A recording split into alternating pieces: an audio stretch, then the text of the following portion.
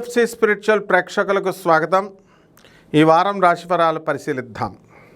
ముఖ్యంగా ఈ వారంలో మన గ్రహాలు ఎక్కడున్నాయంటే, శుక్రుడు స్వక్షేత్రగతుడై వృషభ రాశిలో, మరి రవి గురులిద్దరూ కూడా మిథున రాశిలో, కుజకేతువులిద్దరూ కూడా సింహరాశిలో, అలాగే రాహువు మనకి కుంభరాశిలో, శని మీనరాశిలో ఉండడం జరిగింది. బుధుడు కర్కాటక రాశి సంచారం చేస్తున్నాడు. ఓం వసుదేవసుతం దేవం కంసచాణూరమర్దనం దేవకీ పరమానందం కృష్ణం వందే జగద్గురుం. కృష్ణం వందే జగద్గురుం, అర్జునం వందే జగదేక వీరం. జగదేక వీరుడైనటువంటి అర్జునుల వారికి, అలాగే జగద్గురు అయినటువంటి శ్రీకృష్ణ వారి పాదపద్మాలకు నమస్కారం చేస్తూ మనం ఈ ద్వాదశ రాశుల వారికి మనం ఎలా ఉన్నాయి ఒక్కొక్కటి విడివిడిగా చూద్దాం.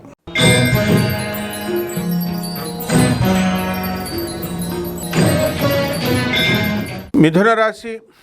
ఈ మిథున రాశిలో జన్మంలో ఉన్నటువంటి రవి గురు ప్రభావాల వల్ల ఛాతీలో నొప్పి, అదేవిధంగా ఈ కమ్యూనికేషన్స్ అనేటటువంటివి బ్రహ్మాండంగా మాట్లాడటము, ఆ తర్వాత ఇతరులు కొత్త స్నేహాలు చేయాలనేటువంటి ఆశతో మీరు కొత్త వాళ్ళతో మాట్లాడటము, ఇలాంటివన్నీ కూడా జరుగుతాయి.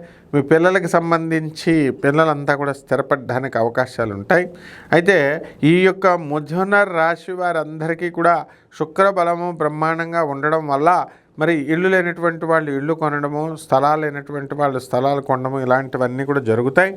మరి ఈ యొక్క మిథున రాశి వారికి మనకి ఈ నెలలో మనకు కోర్టు సంబంధమైనటువంటి పోలీసు స్టేషన్ సంబంధమైనటువంటి వ్యవహారాలు జరగడానికి అవకాశాలు ఉంటాయి. కాబట్టి కోర్టు మెట్లు ఎక్కుతారు, పోలీస్ స్టేషన్లు ఎక్కుతారు. పిల్లల కోసం విపరీతమైనటువంటి టెన్షన్ పడడం అనేటటువంటిది ఈ మిథున రాశి వారు జరుగుతుంది. కొత్త ఆలోచనలతో కొత్త స్నేహాలు చేస్తూ ఉంటారు. పరిహారాల దగ్గరికి వచ్చేసరికి ఈ మిథున రాశి వారికి గురు బలము సరిపోలేదు. గురు జపం చేయండి, గురు స్తోత్రాలు చదవండి. గురువుకి కిలోంపావు మనకి శనగల్ని, ఆ తర్వాత పసుపు రంగు వస్త్రాలనిచ్చి పేద బ్రాహ్మణులకి గురువారం నాడు ఉదయం 6 గంటలకి మీరు దానం చేసుకోవాలా. అలాగే మేడి చెట్టుని ఇంట్లో పెంచుకోండి.